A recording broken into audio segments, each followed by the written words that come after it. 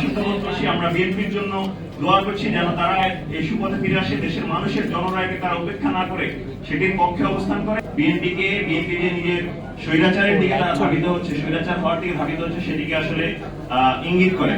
আমরা তাদের যে প্রতারণার কথা সবসময় দেখেছি, যেমন তারা তাদের নিজেদের দলটাই ৭৭ সালে যেই জন্ম হয়েছে গণভোটের মধ্য দিয়ে, ৯১-তে তারা গণভোটের পক্ষে ছিল, সেই তারা ৯৬ জনগণের সাথে প্রতারণা করেছে এবং সর্বশেষ যেই অবস্থান, সেই অবস্থানের মাধ্যমে তাদের সেই প্রতারণার জায়গাটা তুলে ধরছে। এটি আসলে আমাদের জন্য অত্যন্ত দুঃখজনক।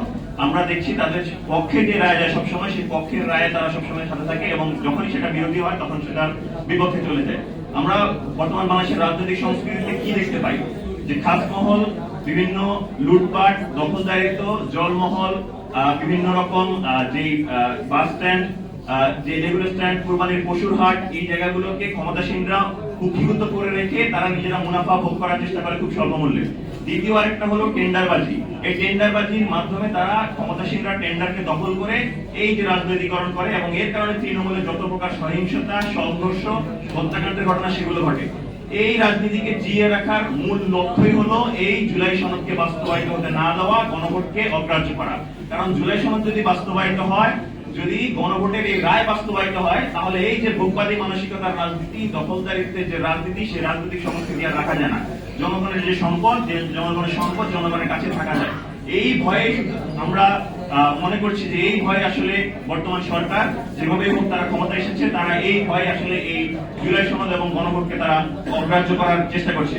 আমরা আসলে ভয় পাচ্ছি এই জায়গায় যে যেভাবে দলীয়করণ শুরু হয়েছে বিশ্ববিদ্যালয়গুলোতে, আমরা ভয় পাচ্ছি বিশ্ববিদ্যালয়গুলোতে যেভাবে দলীয়করণ শুরু হয়েছে, বিনা নোটিশে ভিসি নিয়োগ করা থেকে সিটি কর্পোরেশনগুলোতে প্রশাসক নিয়োগ, সারা দেশের জেলা প্রশাসকগুলো নিয়োগ করার জায়গা থেকে যেভাবে দলীয়করণ শুরু হয়েছে, বিশ্ববিদ্যালয়গুলোতে হুমকির মধ্যে রয়েছে। বিশ্ববিদ্যালয়গুলোতে যখন এই দলীয়করণের মাধ্যমে লেজুর ভিত্তিকে আরো বেশি প্রশ্রয় দেওয়া হবে, এটি আস্তে আস্তে সেই গণরুম গেস্টরুম কালচারের দিকে আবার চলে আসবে।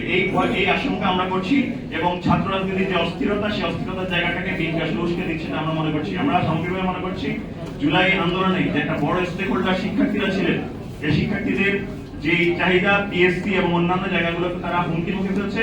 and we are thinking BNP is digging their own grave. BNP is digging their own grave and the grave of their grassroots leaders.